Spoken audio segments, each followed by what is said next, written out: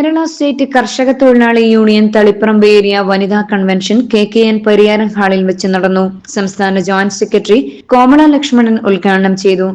ആയിരക്കണക്കിന് ആളുകൾക്ക് തൊഴിൽ കൊടുക്കുമെന്ന് പറഞ്ഞു. റെയിൽവേയിലൊക്കെ ലക്ഷക്കണക്കിന് തൊഴിലവസരങ്ങൾ കെട്ടിക്കിടക്കുകയാണ്. പക്ഷെ ആ തൊഴിലവസരങ്ങൾ കണ്ടെത്താനോ അഭ്യസ്ത വിദ്യരായിട്ടുള്ള ആളുകൾക്ക് കൊടുക്കാനോ ഈ കേന്ദ്രം തയ്യാറാവുന്നില്ല എന്നുള്ളതാണ്.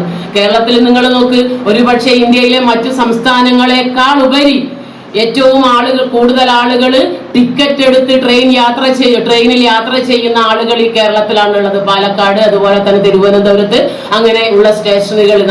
മലയാളികൾ ആരും അത്തരത്തിൽ ഒരു കള്ളവണ്ടി കയറി പോകാൻ തയ്യാറാവാറില്ല. എന്നാൽ കേരളത്തിലെ വികസന പ്രവർത്തനങ്ങൾക്ക് നേതൃത്വം കൊടുക്കാൻ, അല്ലെങ്കിൽ കേരളത്തിലെ റെയിൽവേ സ്റ്റേഷനുകൾക്ക് പോലും ചെറിയ രീതിയിലുള്ള ഒരു സംഭാവന പോലും തരാൻ ഈ ഇന്ത്യയിലെ ഗവൺമെന്റ് സാധിക്കുന്നില്ല. ഏരിയ കമ്മിറ്റി അംഗം CV നളിനി അധ്യക്ഷത വഹിച്ചു. ലഹരി മാഫിയക്കെതിരെ മഹിളകൾ ഉൾപ്പെടെ രംഗത്ത് വരാനും ഇതിനെതിരെയുള്ള നിയമം ശക്തിപ്പെടുത്തണമെന്നും കൺവെൻഷൻ പ്രമേയത്തിലൂടെ ആവശ്യപ്പെട്ടു. P Shiny, Mary Chacko, K Damodaran, T Balakrishnan, P Mukundan, K Narayanan തുടങ്ങിയവർ സംസാരിച്ചു.